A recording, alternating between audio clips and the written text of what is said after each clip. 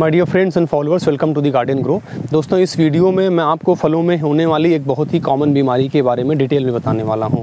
दोस्तों, आपने अक्सर देखा होगा कि जितने भी बड़े फल हैं, जैसे कि नींबू हुआ या अनार हुआ या आम हुआ, वो जैसे ही बड़ा होता है अक्सर फट जाता है, उसमें क्रैकिंग हो जाती है। फलों में होने वाली इस बीमारी को फ्रूट क्रैकिंग कहते हैं। और ये जो फ्रूट क्रैकिंग है, ये बेसिकली न्यूट्रिएंट डिफिशियंसी से होती है।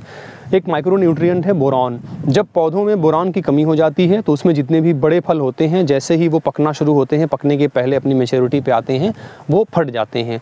दोस्तों, ये जो फ्रूट क्रैकिंग है वो इस बोरॉन की कमी से होती है। बोरॉन का बेसिकली प्लांट में रोल क्या होता है?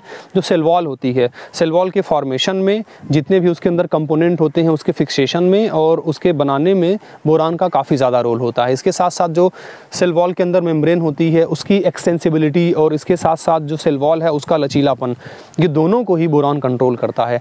तो एक बार जब फ्रूट बन गया तो फ्रूट बनता है, फ्रूट जैसे ही बनता है वो फ्रूट बढ़ेगा, चाहे वो आम का हो या अनार का हो।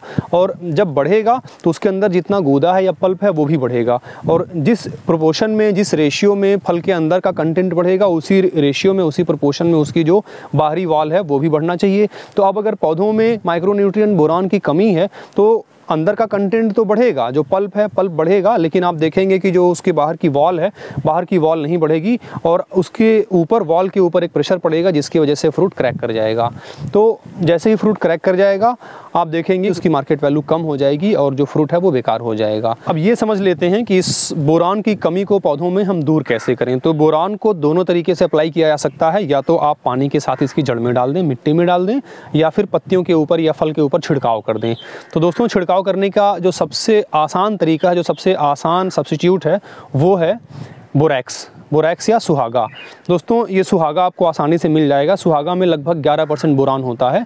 इसको आप 2.5 ग्राम 10 लीटर पानी में घोल लीजिए और घोलने के बाद आप अपने पौधे के ऊपर अच्छी तरह से छिड़काव कर दीजिए। 2 या 3 बार आप इस छिड़काव को रिपीट कर सकते हैं 10 या 15 दिन के इंटरवल पे। पौधा अपनी जनरल बॉडी सरफेस से, फल के सरफेस से या पत्तियों के सरफेस से बोरॉन को, जो सुहागे के फॉर्म में आपने छिड़काव किया है, उसको एब्जॉर्ब कर लेगा और उसके बाद जितने भी फ्रूट्स बनेंगे वो काफ़ी हेल्दी होंगे, बिल्कुल भी वो फटेंगे नहीं।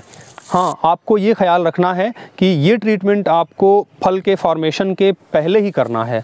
छिड़काव आप बोरैक्स का या सुहागे का जैसे ही इसमें फ्लावरिंग के बाद फ्रूट सेट होता है वैसे ही आप एक बार छिड़काव कर दीजिए। तो अब जितने भी फ्रूट्स बनेंगे वो सारे के सारे हेल्दी होंगे, उसमें एक में भी क्रैकिंग नहीं होने पाएगी।